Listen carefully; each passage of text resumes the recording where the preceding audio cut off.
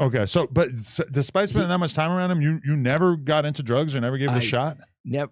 No, I honestly, I God as my witness and never even got an urge to do anything, to do a drug. And I think it's because this is me now talking, because it would take away from where I am. And I didn't want anything to control my brain. I really did. I didn't want it to control, and probably some of the people going, Kato, Kaelin, you're so full of shit. I swear that just wasn't me. I just wasn't into it. Yeah, I have so much respect for people that come into the world knowing that about themselves, because when I think about my life, like, I don't think I ever really wanted to drink. I just did it to fit in. And when I look back at it, it's like, God, how much of my life did I waste on that I didn't have to? And I just could have, I could have had a much better life probably if I had been a little bit more determined to just being myself, Oh, 100%. And I have friends that do drugs. I have friends that drink. I mean, I have a beer every night. I'm not against any of that stuff. I'm from Milwaukee. My God, the capital of beer.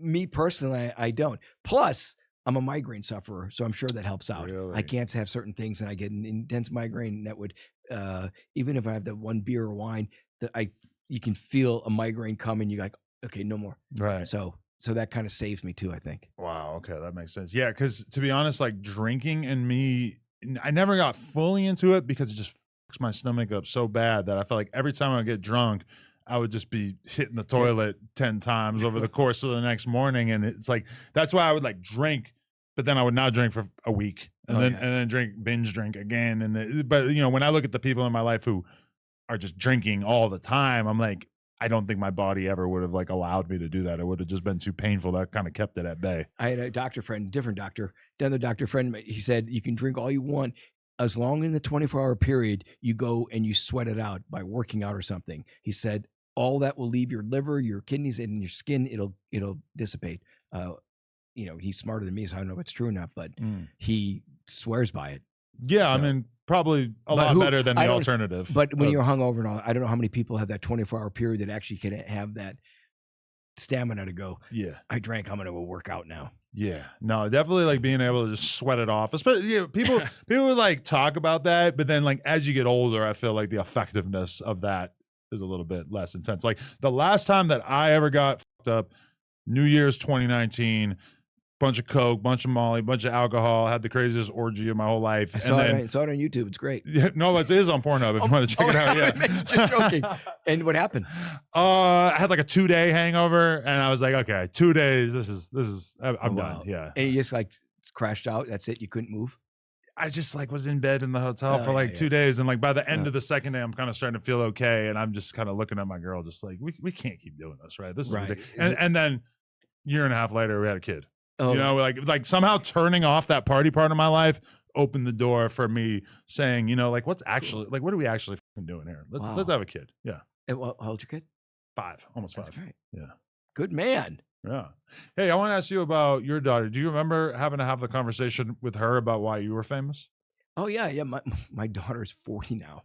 40. That's 40 is insane. Yeah. So yeah, my daughter, I pick her at school. She played along because she knew the fame, what you could get away with. So it was sort of really it was really good for her. The only bad part is when I'd have her, we couldn't really go out. So that you couldn't just go to the movie back then when it was at its height. Yeah. So she saw that. So, and at certain points she would say that the kids, when it was great for her, it was great. But when they picked on her, it was tough on her. Yeah. Yeah. So, that's it. But talk to her every day. No, 40 is insane. Like, I mean, that's just... I know it doesn't make sense. This is like the least clickbaity conversation possible. But yeah, like, what is it like to have a kid who's like made it all the way to adulthood like that? Yeah, my wife is younger than my daughter. So I don't know it's good or bad. When you have a reception at Chuck E. Cheese, it's a little too young there. Hey, honey, we're in the ball bin. Take your shoes off. No. Oh, shit. When your best man is Jerry Lee Lewis, I'm saying. No, I tell a story about that. It's like my buddies. This is true. My buddies were all like, "Hey, we got to have a bachelor party, man. We got a bachelor party." I don't want a bachelor party, guys. Forget it. Yeah. When you hire strippers, they're from AARP. So I said that when their tits, when her bra size is 38 long, it's like, okay, not going to work out, Adam. It's a bad party.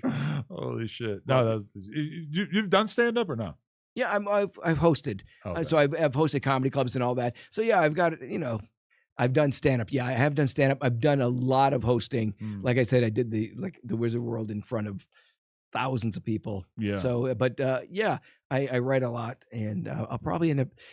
I just did a public speaking with, like I said, the detectives, and I got to, it was out of stage, so I got to do my bits. I think that's my best thing, is that I'm not dirty at all. I'm kind of clean, and I love the whole thing. I've gone to thousands of I've got so many comedic friends that are huge stars, and I don't do it like they do. I have stories kind of like on a show. Mine's better to have a dialogue with humor. Well, I did see, rest in peace, Norm Macdonald, but you guys were real friends at the time.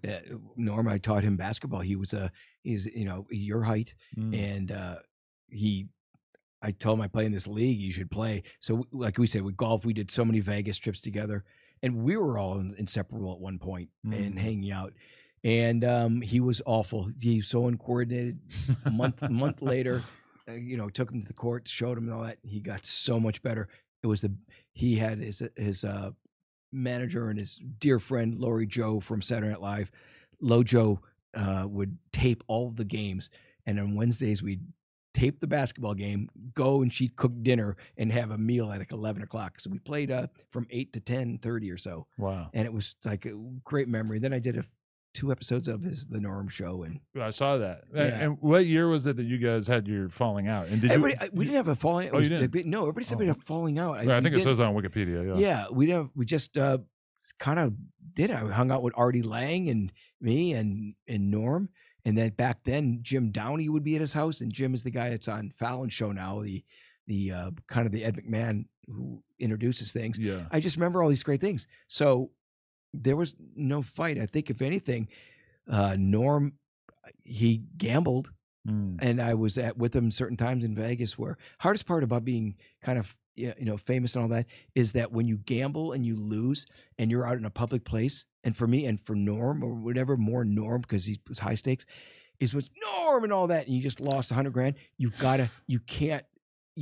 If you knew the difficulty of what it was like, you're feeling when you gamble and you lose something.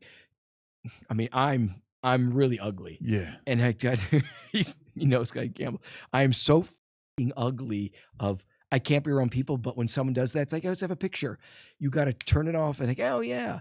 And it's really hard to do, but you can fake it. Yeah. And he had to do that a lot. Yeah. No, for sure. I've seen like clips of friends of mine, like Steve Will Do It is a very popular influencer, streamer, etc. And I've seen that dynamic take place where a fan will be like complaining, and they'll sometimes have like a video clip of him being a dick to them because they try to get a photo with him. Yeah. And he's kind of like, bro, I just lost $500,000. Like, what the do you want from me? That's that people don't know from that moment you ask for a photo. You don't know what happened 3 minutes beforehand. Yeah. So that's the toughest part. But that happens a lot of you, and not just a game, just anything. If you had something bad that just happened, Yeah. and it's hard to do that, and you can't.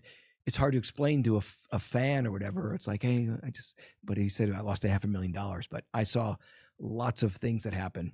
Yeah. And we would golf a lot of times and very competitive. Definitely. It's a shame that we didn't get to see more of Norm in like the modern podcast world. Yeah. Because he would have just been such an amazing addition to so many of these shows, Yeah, he had another show he did. It was on it was after the Norm show. It was sort of the podcast format where he had a lot of people. The desks sort of thing was filmed. So I think so. He had I met Super Dave, golf with him, Kevin Nealon. So I had that whole clique of greatest people, minds, comic minds, and hung out. And you remember Super Dave? Yeah. Dave Osborne of that golf with him. He passed away. I knew Gilbert Gottfried passed away. Norm passed away. There's more. I just can't think of how many comics have just died this last like 2 years.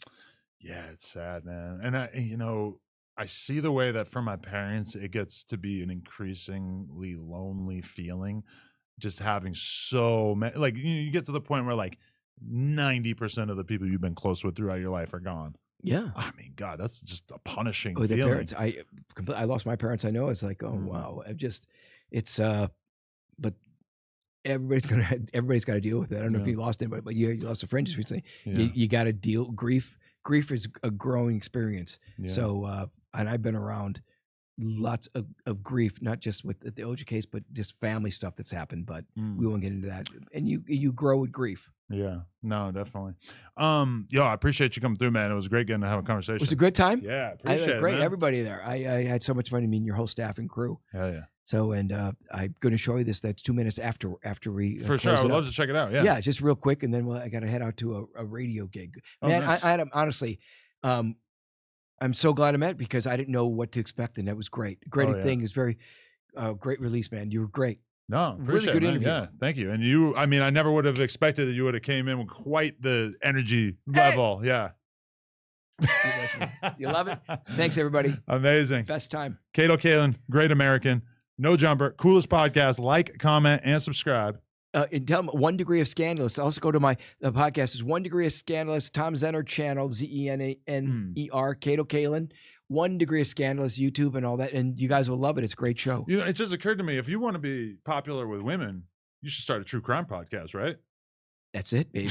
That's my That's not how you met your wife, right? No. Oh, okay. She loves the show, though. That'd be a good story, though. I'm going to show you something. Love y'all. Appreciate y'all.